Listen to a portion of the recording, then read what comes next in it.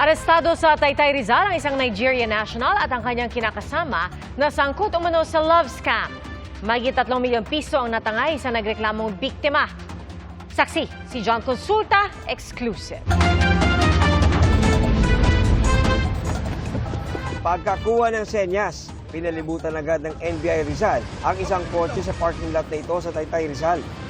FBI, raise your hand. Open the door. Get out! Tumaas ang tensyon na magmatigas ang dayuhang target at tumangging bumaba ng sasakyan. Pero nang dumami na ang mga ahente, napilitan na lumabas sa kotse ang Nigerian national. Stand up. Here. Get down. Get down. Hold your knee. Hold your knee. Sa kalapit na establishmento, arestado rin ang kanyang live-in partner. Ayon sa NBI Rizal, nag-ugat ang operasyon sa reklamo ng isang complainant laban sa isang dayuhan na nagpakilalang intelligence operative ng Amerika na kanyang nakilala sa isang dating app. Kinalaunan, naging karelasyon niya ito. Una ay hiningan siya ng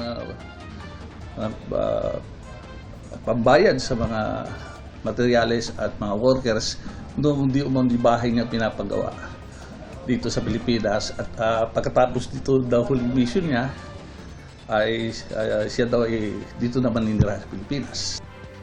Umabot sa 3.5 million pesos ang kanyang naibigay.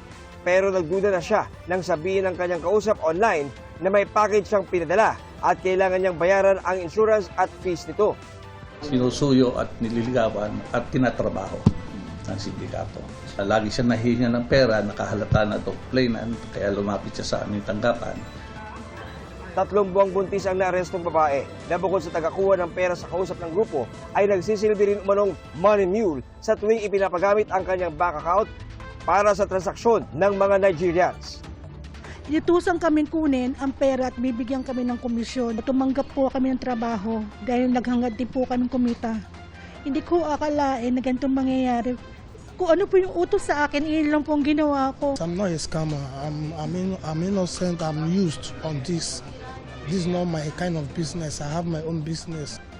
Naging eye-opener daw para sa biktima ang inakala niyang true love na scam lang pala.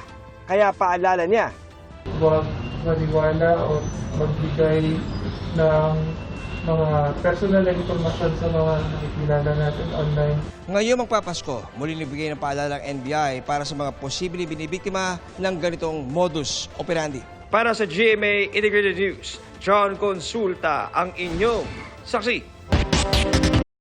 Mga kapuso, maging una sa saksi. Mag-subscribe sa GMA Integrated News sa YouTube para sa iba't ibang balita.